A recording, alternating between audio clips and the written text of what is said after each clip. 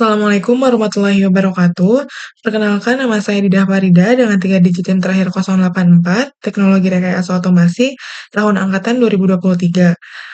Pada praktikum sistem pengendali elektrik ini, saya akan menjelaskan praktikum VFD, input satu fasa untuk motor 3 fasa.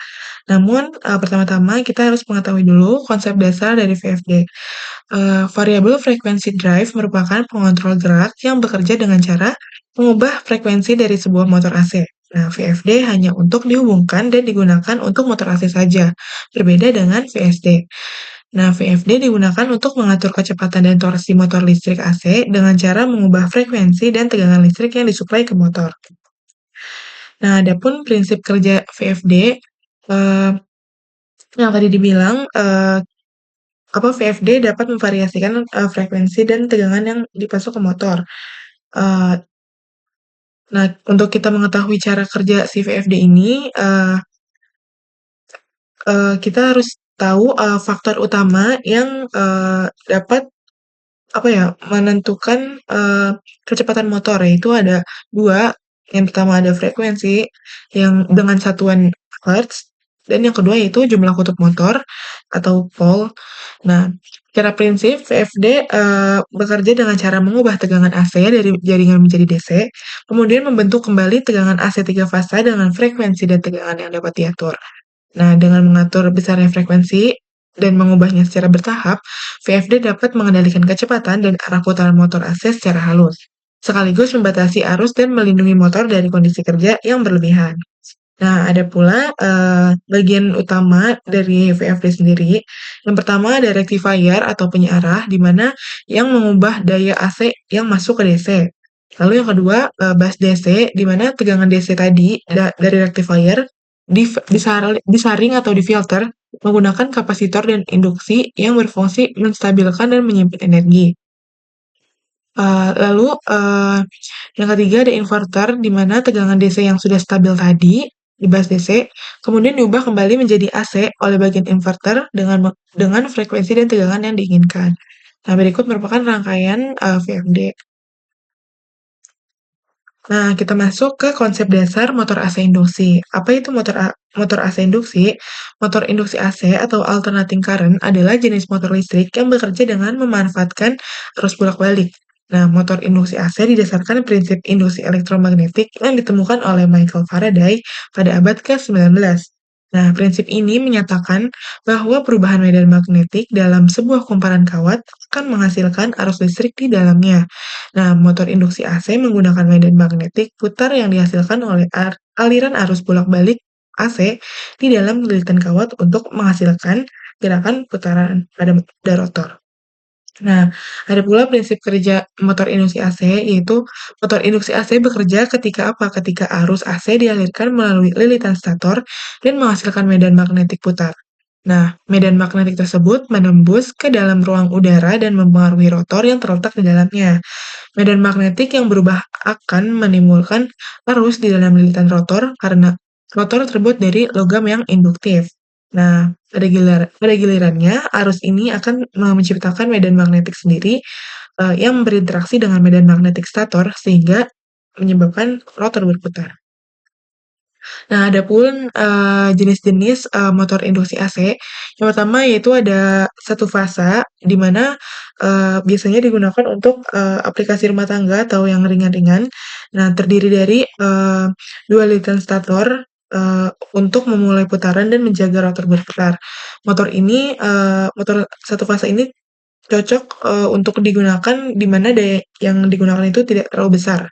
Nah, berbeda dengan tiga fasa, uh, motor 3 fasa ini biasanya itu paling umum digunakan di aplikasi industri. Terdiri dari 3 lilitan stator, di mana terpisah secara fisik dan dihubungkan ke 3 fasa sumber daya listrik. Nah, motor ini lebih efisien daripada satu fasa tadi, dan memiliki daya awal yang lebih tinggi. Nah, adapun hubungan antara frekuensi dan kecepatan motor. Jadi, kecepatan sinkron motor induksi AC bisa kita hitung dengan rumus Ns sama dengan 120 dikali F per P, di mana F ini merupakan frekuensi dengan satuan Hertz, dan P merupakan jumlah kutub motor atau pole. Misal kita memiliki frekuensi 50, jadi 120 dikali 50 per pole, kita menggunakan 4 kutub, jadinya 120 dikali 50 dibagi 4, yaitu 6.000 dibagi 4 sama dengan 1.500 RPM. Satuannya RPM. Oke. Lalu dari rumus ini juga kita bisa menyimpulkan semakin tinggi frekuensi, maka semakin pula motor berputar, semakin cepat putaran motornya. Nah, lalu ada istilah slip dalam motor induksi, di mana dia menggambarkan perbedaan antara kecepatan medan magnet berputar atau kecepatan sinkron dan kecepatan putaran rotor sebenarnya. Nah, ketika motor induksi beroperasi, rotor tidak pernah berputar secepat medan magnet stator. Selalu ada sedikit perbedaan kecepatan. Nah, perbedaan inilah yang disebut slip. Nah, dengan rumus S sama dengan NR per NS, S sama dengan NR dikurang NS per NR dikali 100%. Nah, slip ini satuannya dengan persen. Di mana NR merupakan kecepatan rotor sesungguhnya, dan NS merupakan kecepatan sinkron. Nah, selanjutnya yaitu datasheet. Yang pertama di sini ada covernya, itu atusan inverter, di mana di sini menjelaskan AT1, AT2, AT3, AT4 dengan title-nya itu single fasa to 3 fasa, terus AT2 itu satu fasa, AT3 3 fasa tuh 3 fasa, AT4 1 fasa, atau 3 fasa, seperti itu. Lalu selanjutnya, halaman kedua yaitu installation and wiring, di mana kita menjelaskan yang pertama dulu yaitu single fasa tuh 3 fasa. Untuk AT1 dan AT4 terdapat terminal LN, input listriknya AC 220 volt untuk satu fasa, dan UVW outputnya itu ke motor 3 fasa, AT1 ini 220 volt dan AT4 380 volt. Nah, lalu ground. Lalu yang kedua ada single fasa input and output untuk AT2, di mana masih LN, terus juga pakai AC 220 volt, terus OVW outputnya keluaran motor satu fasa yaitu 220 volt, lalu ada ground. Lalu yang ketiga ada 3 fase input and output untuk AT3, di mana menggunakan terminal RST. Nah, input 3 fasa 380 volt, terus UVW outputnya ke motor 3 fasa 380 volt, lalu ada ground. Lalu di sini ada terminal description, di mana di sini ada port, ada functional description dan instructions. Lalu kita jelasin dulu yang ini 15 volt 24 volt itu jatuh daya kecil atau maksimal 200 miliampere untuk sensor atau saklar. Nah, pada X1 sampai X3 itu merupakan input untuk multispeed, yaitu section speed 1 sampai 3. Nah, X4 ini forward rotation control switch, lalu yang X5 reverse rotation control switch, dan yang X6 reversing switch. Jadi semua X1 sampai X6 ini aktif jika di short ke COM. Tuh, nah, maksud 485 plus 485 min ini merupakan port komunikasi RS485. Nah, forward atau reverse bisa digunakan lewat terminal X4 dan X5. Gitu, forward, reverse. Oke, selanjutnya halaman 4. Itu ada tabel, ada ini juga masih COM, ya kan, masih COM. Jadi COM ini untuk common ground signal. Kalau VL1 ini untuk input tegangan analog, 0 sampai 5, 10 volt. Lalu ada ini tuh adalah input arus analog sampai 20 miliampere. Lalu ada SP1 dan SP2 merupakan open collector output, misal untuk lampu atau fan. Nah, lalu ada TBTC, ini merupakan output relay berbentuk NO atau NC untuk alarm biasanya. Nah, 5 volt sampai 10 volt ini merupakan supply kecil untuk potensiometer. Nah, lalu yang ketiga ini ada multi-speed, input frequency control. Jadi ada menjelaskan ada apa kombinasi logika section speed, input 1 sampai 3.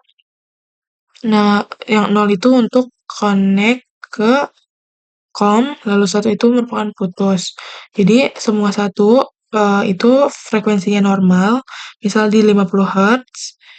Nah, kombinasi lain section 1 sampai 7 dengan frekuensi 45, 40, 35, 30, 25, 20, 15, dan lain-lain itu dipakai jika ingin set beberapa kecepatan tetap yang bisa dipanggil lewat X1 sampai X3.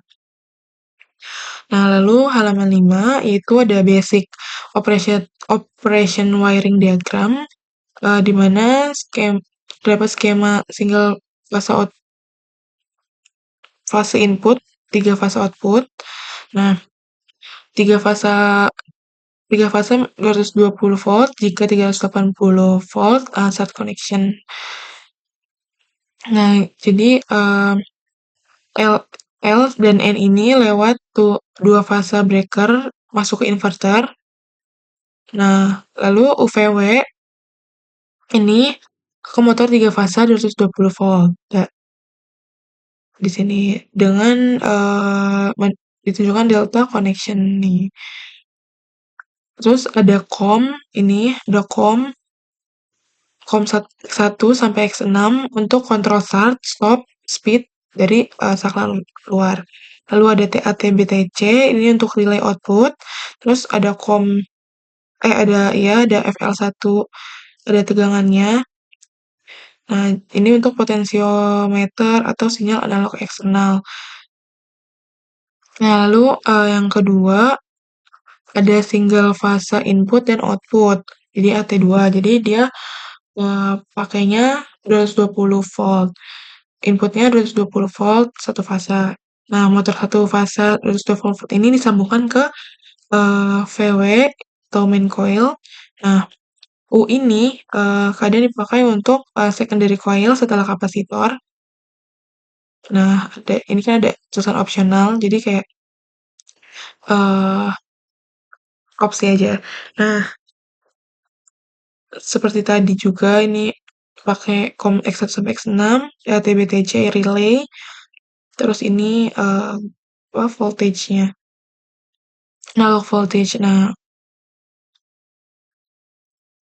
terus juga ditunjukkan konfigurasi non-remove kapasitor atau remove kapasitor. Ini tuh yang ada motor satu fase.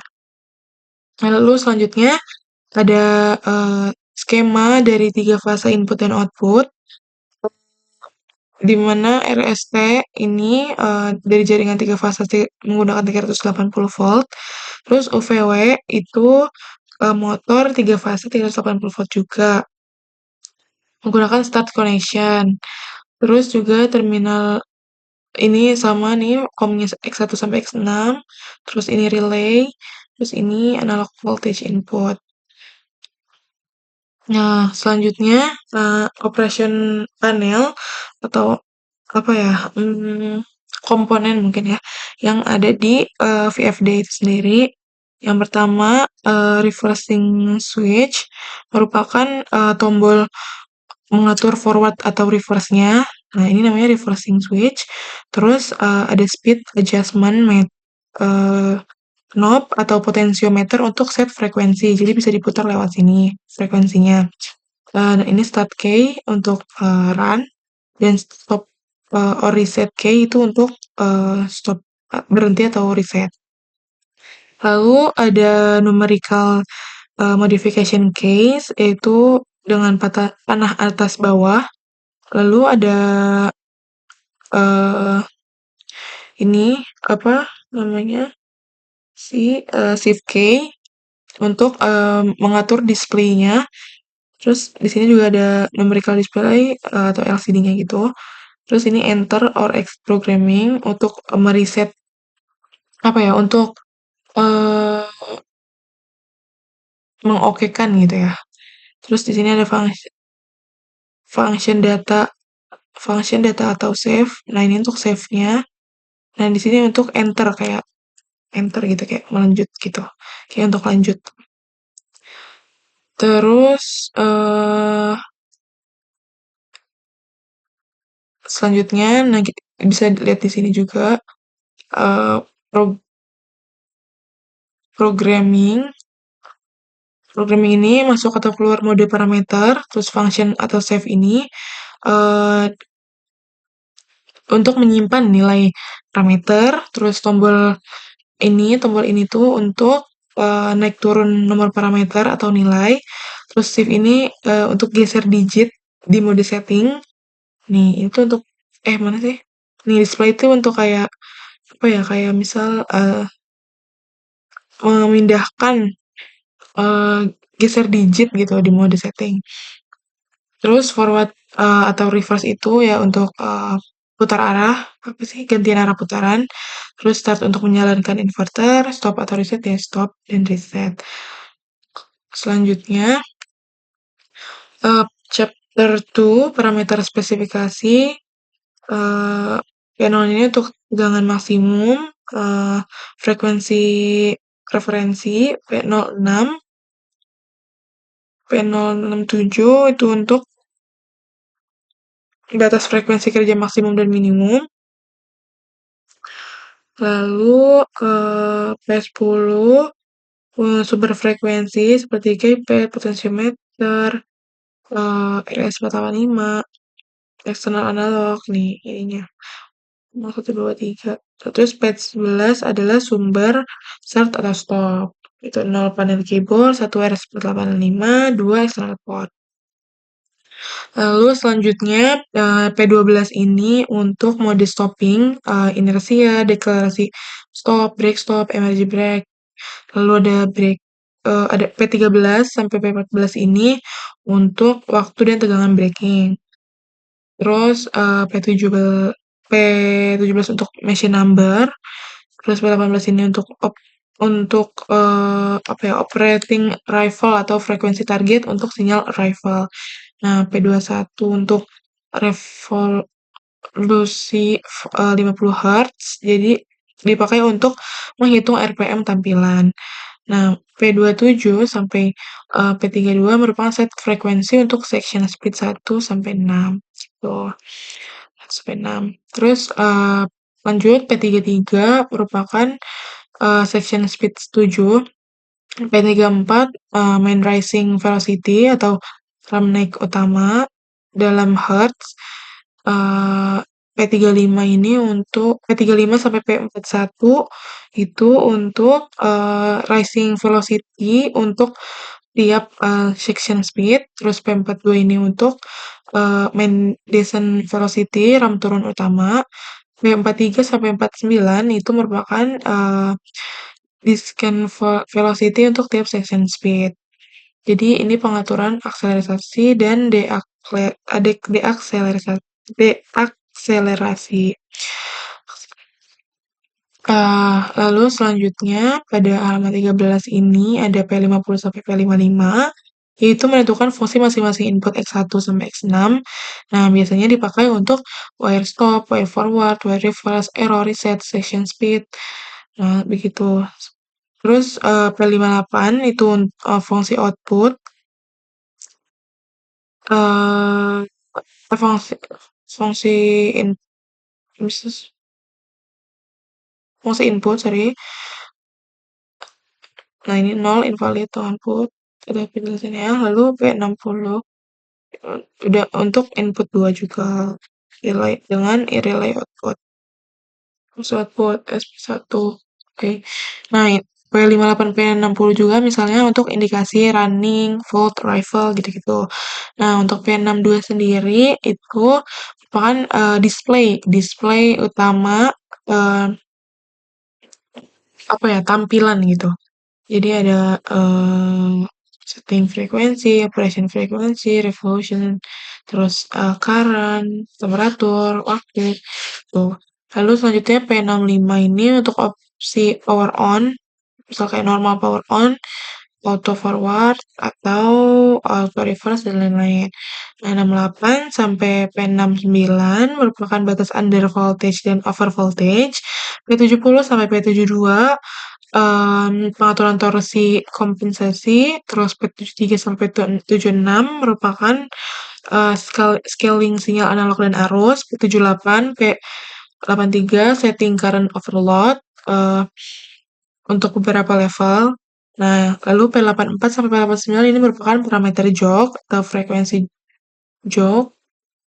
eh, P90 untuk mode stop untuk jog, P91 waktu untuk braking saat jog, P92 untuk AT2 doang, eh, pilihan mode fase untuk AT2, lalu P98 ini untuk si khusus AT2 juga untuk frekuensi menutup fase U. P127 yaitu remaining hour, itu timer hitung mundur jam kerja sampai inverter otomatis stop. Nah, lalu ada penjelasan P08 dan P09 sistem password. Jadi P08 bisa disembunyikan, P09 dipakai untuk input password. Tuh. Lalu yang terakhir ada apa parameter setting prosedur. Yang pertama ada error 1, error 2, error 3, error 4 sampai error 9. Nah, di sini untuk short circuit, untuk under voltage, over voltage, driving circuit, input aktif saat power on, terus over current, over time, terus over temperatur, misal terus external volt. Nah, langkah umumnya yaitu tekan prog untuk masuk ke programming. Kedua, pilih nomor parameter dengan apa panah atas atau bawah. Lalu tekan function atau data untuk menyimpan nilai, masuk nilai parameter, lalu ubah nilainya, lalu tekan function atau data lagi untuk disimpan, lalu tekan prog. Oke, lanjut. Video satu ini digunakan untuk apa? Mendeskripsikan setting, menyeting VFD ini sendiri, menyeting clamp meter, tachometer. Nah, kita ke VFD dulu. Nah, kita nyeting P10, lalu klik function data. Nah, terus P12 dengan nilainya itu 6, lalu klik function lagi. Nah, ini 50. Kita ubah ke 50. Nah, setelah 50, kita simpan function lagi. Terus kita lanjut ke P. Nah, kalau udah N, lanjut ke P12. P12 dengan itu satu, terus P13, P20, 34 dengan nilai 20 Hz, 20, oke, kita simpan. Terus lalu P42, nah 42 function, lalu ubah ke 20, function lagi, lalu P86 itu dengan 5 Hz. Oke, kita simpan juga dalam menekan function. Lalu, kita menyeting juga apa namanya, si clamp meter dengan mengubah, putaran ini ke ampere. Nah, terdapat di sini 0,2 ampernya dan, eee, apa, si takometer ini dengan cara ditekan, kita mendapatkan nilai, 800 berapa nih, 872,1 rpm saat, frekuensinya tuh 30 hertz. Oke, eee, nah oke selanjutnya itu ada, tabel karakteristik frekuensi, RPM, dan arus. Jadi, jika frekuensinya 10, kita mendapatkan RPM itu 203,6 dengan arus 0,1. Lalu frekuensinya 20, RPM-nya 570,7, arus masanya 0,2. Nah, 30, 872,1, arusnya 0,2. Nah, untuk si RPM sendiri sudah apa ya, untuk si frekuensi 20 misal eh, dan RPM-nya 570,7 itu sudah sesuai karena menggunakan rumus yang tadi, yang ini 120 dikali 20 adalah 240. 2400 dibagi 4 volt karena menggunakan 4 kutub.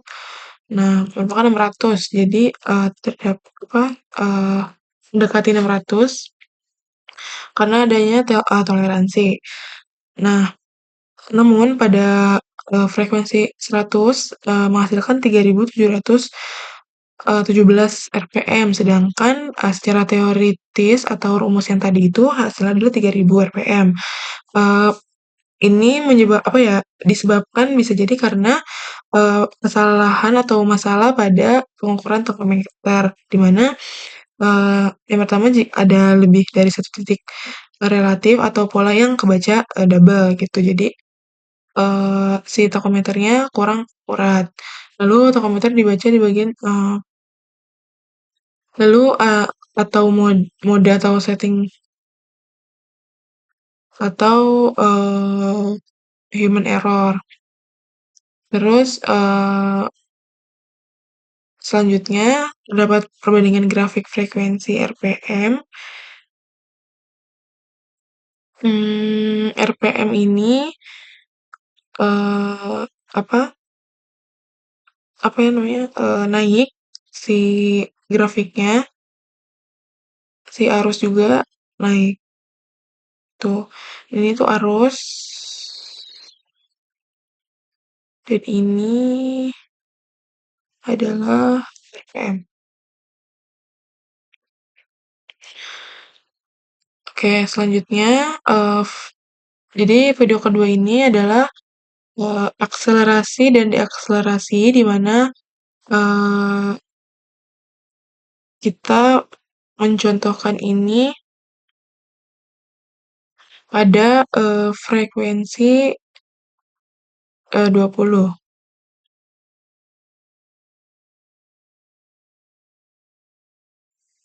Nah, kita mendapat nilai 5,37 detik akselerasinya. Nah,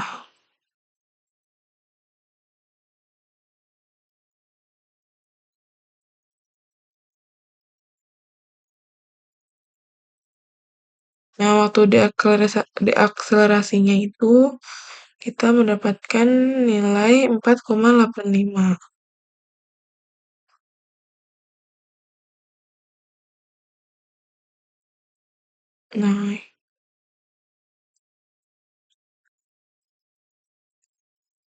Nah, ini merupakan nilai apa? Hasil uji remnya.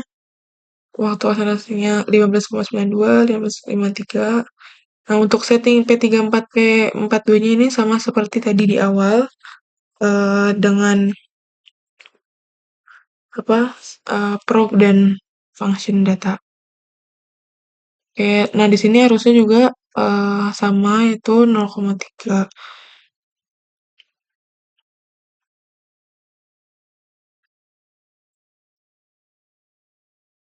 Nah,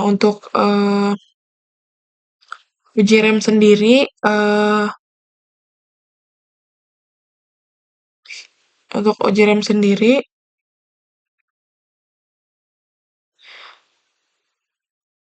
terdapat, grafik nih, ini yang ini merupakan yang kuning merupakan waktu akselerasi dan yang biru merupakan waktu deakselerasi.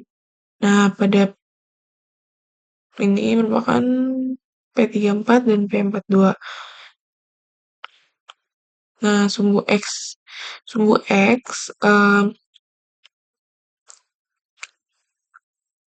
ini ada apa garis untuk si arus karena arusnya tidak berubah, itu 0,3. Nah, dari grafik ini terlihat semakin besar nilai P3 atau P42-nya atau rem, waktu akselerasi dan deakselerasi makin pendek. Jadi, motor lebih cepat naik atau turun ke frekuensi 75 Hz. Nah, arusnya maksimum 0,3, perubahan setting rem tidak terlalu mempengaruhi puncak arus pada data ini. Jadi, eee, waktu akselerasi itu, lebih lebih banyak makan waktu daripada si deakselerasi, gitu. Nah, selanjutnya kita, apa namanya,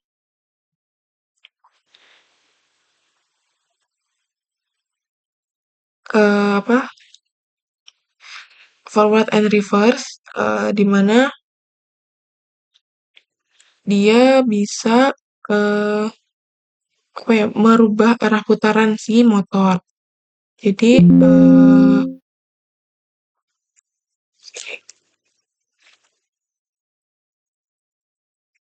kenapa, si motor ini bisa, berubah arah putarannya dengan cara, eee, apa, mengklik si, forward and sorry, nih forward and astagfirullah. Ini forward and nah, ini kan ke kanan nih. Nah, ketika kita putar dia berbalik arah. Nah, mengapa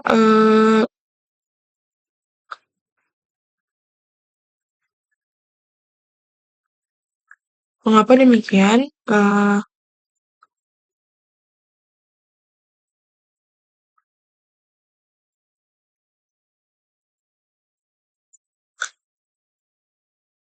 Mengapa demikian? Karena VFD ini dapat membalik arah putaran dengan cara mengubah urutan fase dari tegangan AC 3 fase yang disuplai ke motor secara elektronik. Ya.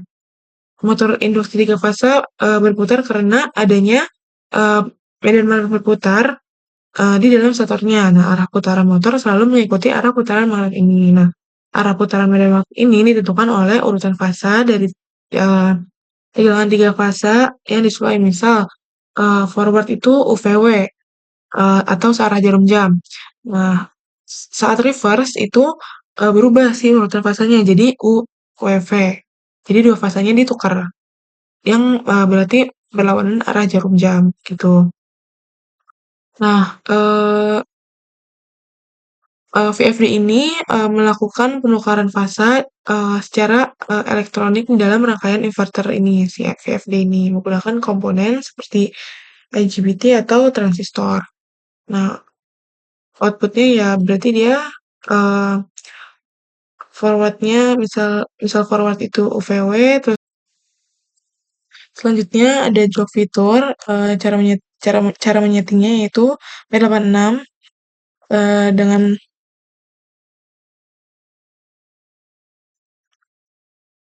dengan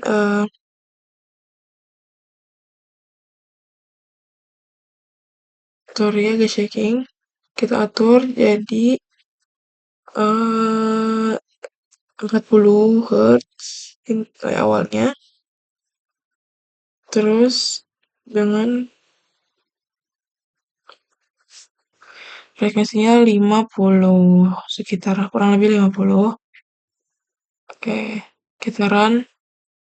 Nah, pas kita stop, dia akan lebih cepat berhentinya. Nah, kita ulang lagi. Nah, misal kita P86, satu lagi P86. Nah, jadi misal 80. Nah, untuk frekuensinya misal 50 juga kurang lebih. Nah, kita run, dia nyala.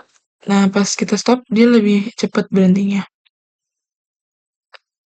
Jok fitur ini terdapat pada P86.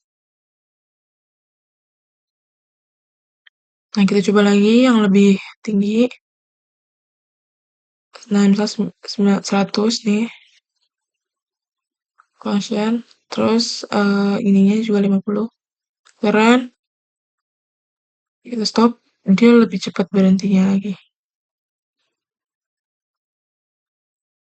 So, itu seperti itu. Nah, mengapa demikian? Sorry. Nah, apa sih itu jog fitur? Jogging adalah mode operasi khusus di mana motor dijalankan pada kecepatan yang sangat rendah. Nah, hanya selama tombol rem itu ditekan. Nah, begitu tombol dilepas, motor akan berhenti dengan cepat. Nah, eh, fitur jog ini juga pada VFD dapat dilakukan karena kemampuan VFD untuk mengatur dan mengontrol frekuensi serta akselerasi motor secara presisi dan cepat. Jadi, fitur jogging kemampuan unik pada VFD dalam mengontrol motor dan ini tidak bisa dilakukan dengan mudah oleh starter konvensional seperti DOL gitu. Seperti itu. Nah, lanjut ke kesimpulan. Jadi, kesimpulan dari hubungan antara frekuensi dan RPM dan arus, kita bisa simpulkan dari hasil pengujian terlihat bahwa peningkatan frekuensi keluaran VFD menyebabkan kecepatan putar atau RPM meningkat, sedangkan arus hanya meningkat sedikit. Nah, dengan demikian frekuensi sangat berpengaruh terhadap kecepatan motor, sedangkan arus lebih dipengaruhi oleh beban dan pengaturan V per F pada VFD. Yang kedua, kesimpulan hubungan akselerasi dan deakselerasi dengan arus, di mana hasil pengujian menunjukkan bahwa peningkatan nilai akselerasi dan deakselerasi menyebabkan waktu akselerasi dan deakselerasi motor semakin pendek, namun arus maksimum yang mengalir ke motor tetap. Hal ini menunjukkan bahwa pengaturan RAM pada VFD lebih berpengaruh terhadap respon waktu perubahan kecepatan daripada terhadap besar arus, karena VFD membatasi arus dan beban yang digunakan relatif ringan. Nah, Eee, seperti itu, terima kasih banyak atas, perhatiannya. Mohon maaf, bila ada kesalahan. Wassalamualaikum warahmatullahi wabarakatuh.